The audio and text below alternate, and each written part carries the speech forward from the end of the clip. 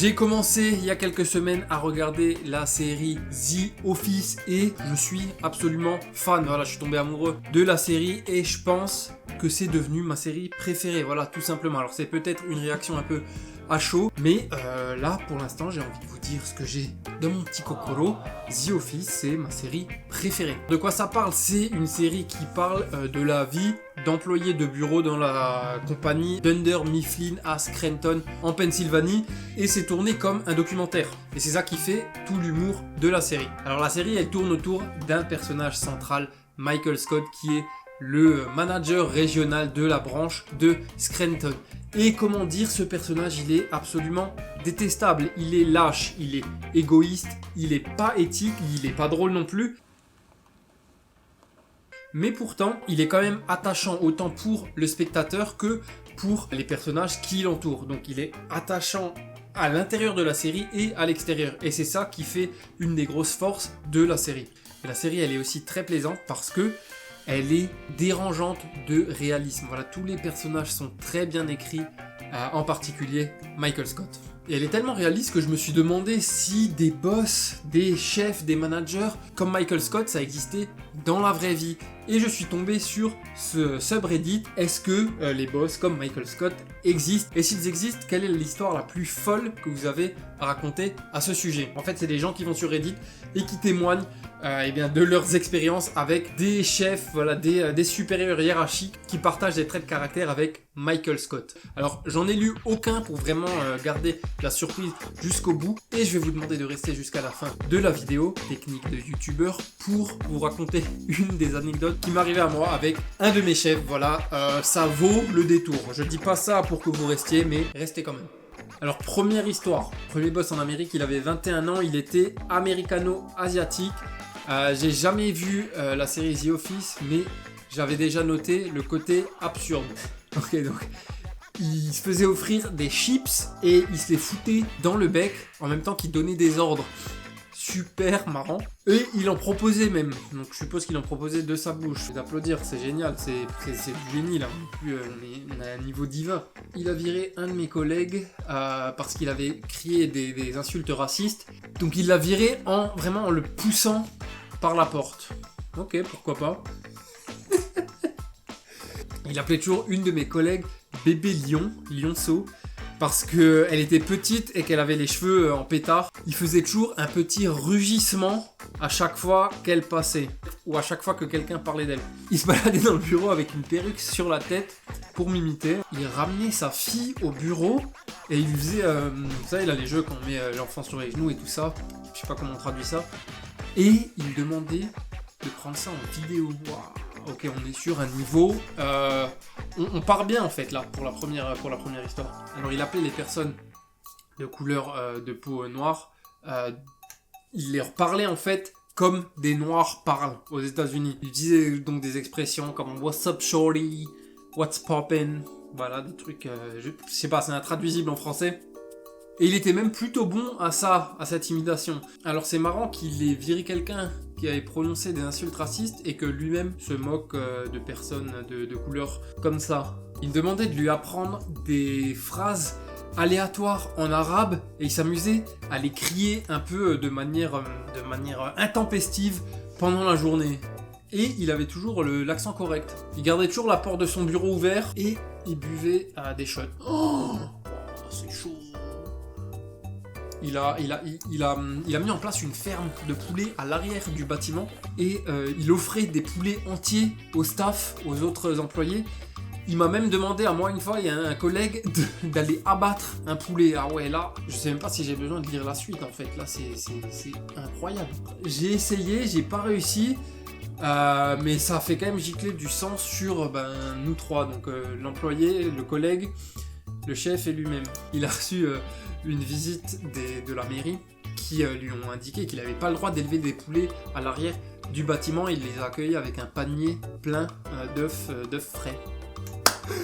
Il a acheté un wok pour le ramener au boulot, donc un wok, les grosses poêles asiatiques, pour faire frire des saucisses à l'intérieur. Il faisait souvent à manger pour le déjeuner dans le bureau, et l'étage entier du coup il puait. et il nous offrait à manger.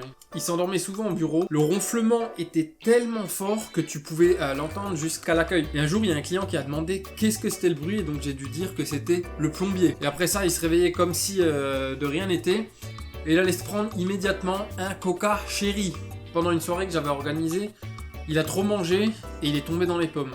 Il m'a fait recruter quelqu'un, et quand il a vu la dame arriver, il a commencé à se foutre de sa gueule, à l'imiter, à faire des têtes bizarres, parce qu'elle avait du mal à rentrer dans sa chaise. Voilà, c'était une fille en surpoids.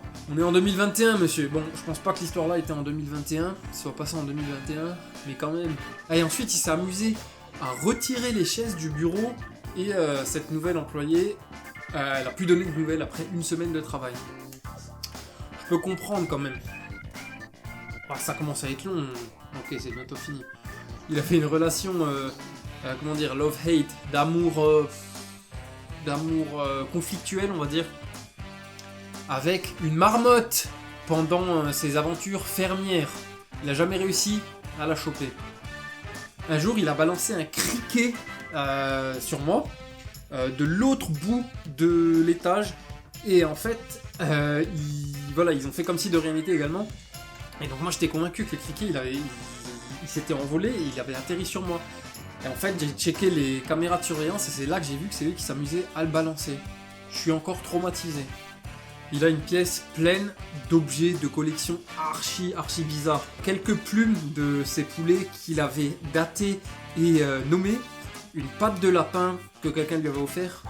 Un truc de chèvre ouf, je sais pas ce que c'est. Ça doit être peut-être la barbiche d'une chèvre. Je sais pas.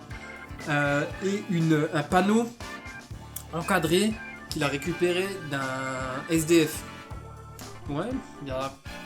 Ok, collectionneur, pourquoi pas. Il galère à se faire pousser la barbe et il me demandait ce que je pensais de son, ouvrez les guillemets, testeur de soupe. C'est charmant. C'était quand même le meilleur boss que j'ai jamais eu.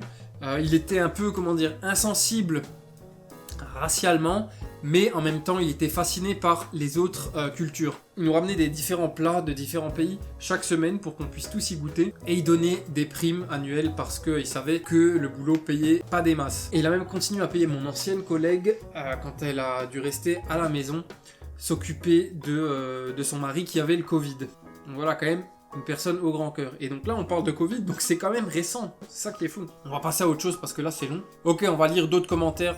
J'ai eu un chef qui un jour a passé toute la matinée enfermé dans son bureau. Il m'a ensuite demandé de venir et il m'a montré un graphique qu'il avait fait à la main.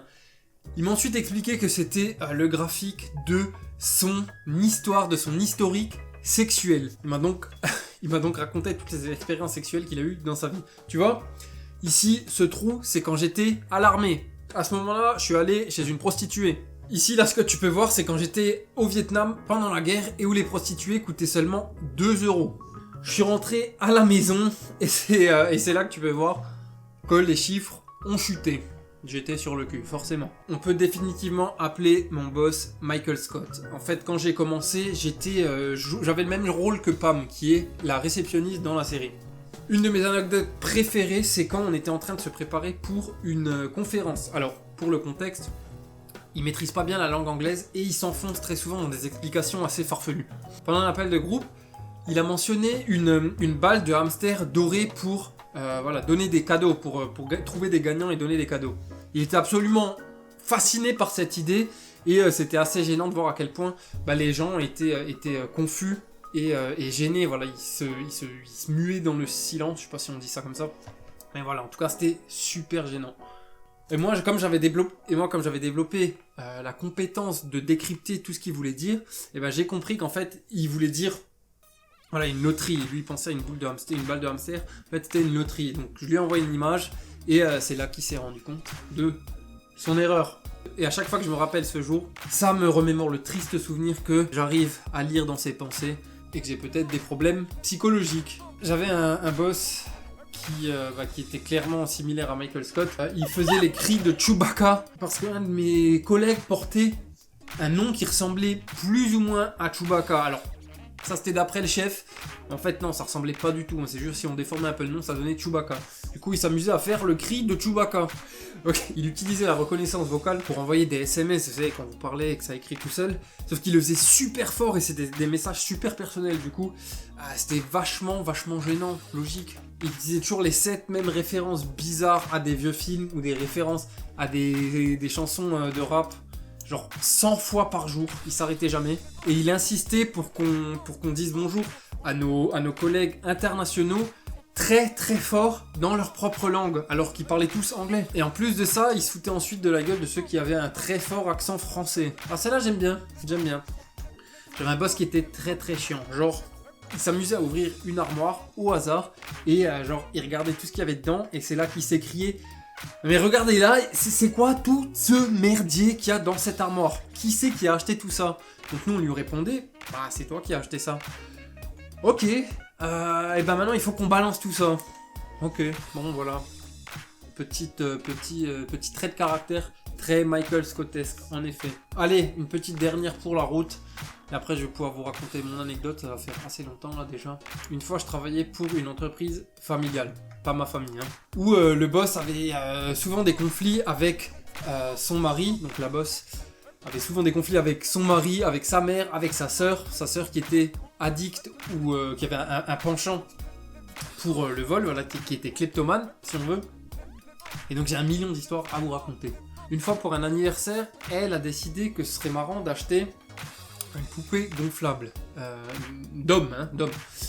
Elle a ramené la poupée au bureau, elle l'a gonflée, elle l'a habillée avec une veste de chantier. Et quand je suis passé, elle m'a demandé si c'est moi qui voulais manipuler le manche. Je vous laisse deviner. Ouais. C'est pas... Si, ouais, pourquoi pas. Bon, il y en a qui étaient vraiment très drôles, hein, et d'autres, voilà, qui passaient. Il y en a qui sont aussi pas drôles, mais qui sont vraiment abusés, quoi. Hein. On est dans le Michael Scott à fond, là. Hein. Alors maintenant, je vais pouvoir vous raconter mon anecdote. En fait, on était au dernier jour d'un projet. Voilà, il fallait le rendre le lendemain matin. On était vraiment à la bourre, donc on a dû bosser le samedi précédent. Et en plus, le jour-là, c'était un jour férié.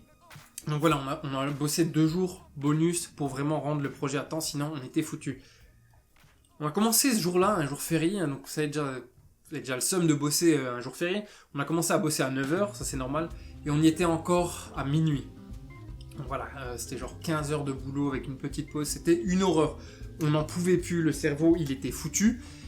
Et là, notre boss, vers 9-10 heures du soir, qu'est-ce qu'il s'amuse à faire? C'est véridique, je le jure sur tout ce que j'ai, croyez-moi ou pas. Il prend son téléphone et sur son téléphone, il a une appli pour faire des proutes. Et là, il commence à faire des proutes. Avec son application. Alors tu vois, c'est genre, t'es au bout du rouleau, t'as juste envie de rentrer chez toi, de te doucher et d'aller te poser calmement devant The Office par exemple. Et là, t'as ton boss qui te fait ça, un mec qui a 15 ans de plus que toi, qui gagne 3 fois ton salaire, qui est censé gérer des équipes dans plusieurs pays différents. Et le mec, il te fait ça, il te fait perdre ton temps, il te fait pas rire, il t'énerve. Voilà, c'était vraiment... Sur le moment, on avait envie de lui péter les chicots. Maintenant, on en rigole. Voilà, c'est devenu... Alors peut-être pas un bon souvenir, mais en tout cas, on a réussi à relativiser et à en rigoler. Voilà, on arrive au bout de la vidéo. J'espère que ça vous a plu, j'espère que j'ai pas trop galéré avec les traductions. Je vous recommande de regarder The Office, hein, parce que c'est une pépite. Ça se regarde facilement The Office, hein, c'est des épisodes de 20 minutes, voilà. Pendant le petit déj, pendant la pause midi, avant d'aller au lit. C'est disponible sur Netflix. Je vous remercie d'avoir pris le temps de regarder cette vidéo. J'espère que ce petit concept vous a plu. Voilà, on s'est pris un peu pour un gros youtubeur. Et puis on se dit à très bientôt. Merci encore. À la prochaine. Ciao, ciao.